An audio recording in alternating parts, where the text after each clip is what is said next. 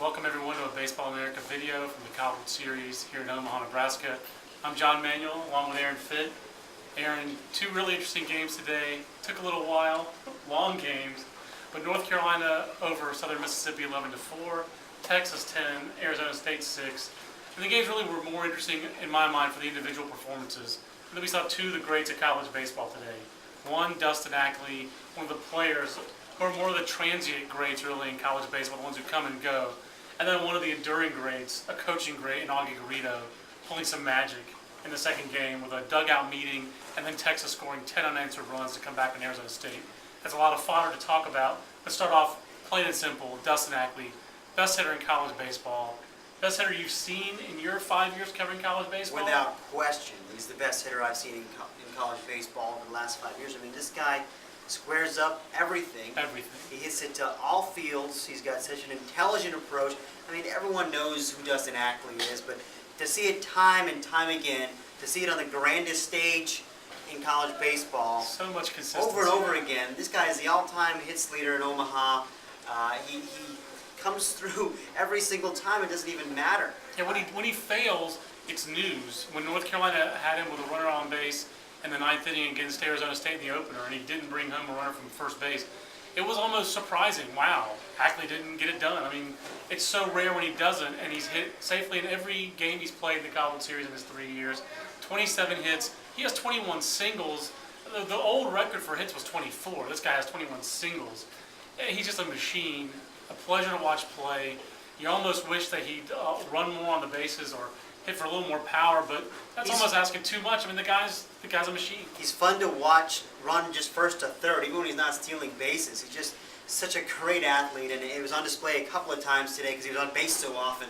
Yeah. It was just fun to watch him run the bases. That to me is the easily overlooked thing here. No doubt. 5 hits for Ackley today. North Carolina pounds out 23 hits to tie a Cws series record. Still, I mean, they were clearly better than Southern Miss. Still not a dominant performance, I guess, and maybe I'm holding them too high of a standard.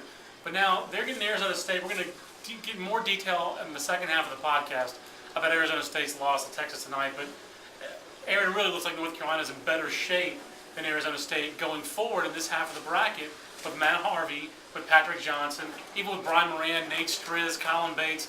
North Carolina's pitching is in much better shape than Arizona State's.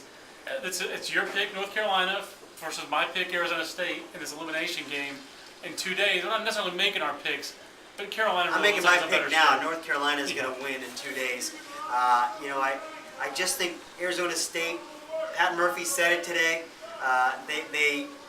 their immaturity showed. It did. When Mike Leake got hit, they were all stunned. They laid back with a 6-0 lead, and then they didn't know how to respond. I mean, they got punched in the mouth. Like they were in 2007. I hadn't thought of that, but they got punched in the mouth, and they rolled over again. They've got to respond, and you got to think that Murph's got some trick up his sleeve. But bottom line, North Carolina's been here so many times. Matt Harvey, I think, is gonna do something special in a couple of days. He threw very well here last year. He's got a great arm. He's rested. I just think they're in better shape with the mound. North Carolina, I still like to win that bracket. Arizona State's got an uphill battle, and it happened because they lost a 6-0 lead against Texas tonight. We'll be back in just a minute to talk about that in the second half of this Baseball America video. Second half of the Baseball America video. Obviously, Aaron and I have a lot to say. It's why the podcast always went long this year. We hope you enjoy it here on the video format. Aaron, Texas's performance, just so impressive. I'm actually more impressed with what Texas did than I was unimpressed with Mike Leake tonight. We're in the post-game Mike Leake, also very unimpressive. But that's a kid whose confidence looks like it was just shattered. But Texas is the team that did the shattering.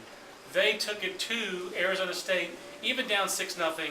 And I'm a manager now, I've never had an effective meeting like Augie Garrido had in that dugout. If you guys came out of the meeting room at Baseball America every once in a while with as much vim and vigor as Texas came out after being down 6-0 and scored the next 10 runs and immediately put a 6th spot on Arizona State, I'd be the greatest manager of all time in the magazine. What is it about Augie and this Texas team that got them to 2-0 here? It's a great question. The man just knows how to push buttons. I mean, and it's so easy to mock Augie Garrido for the Zen master stuff. And mocking the all-time winningest coach in college baseball, maybe not such a great idea. No. But I'll tell you, I mean, sometimes it just sounds so darn corny.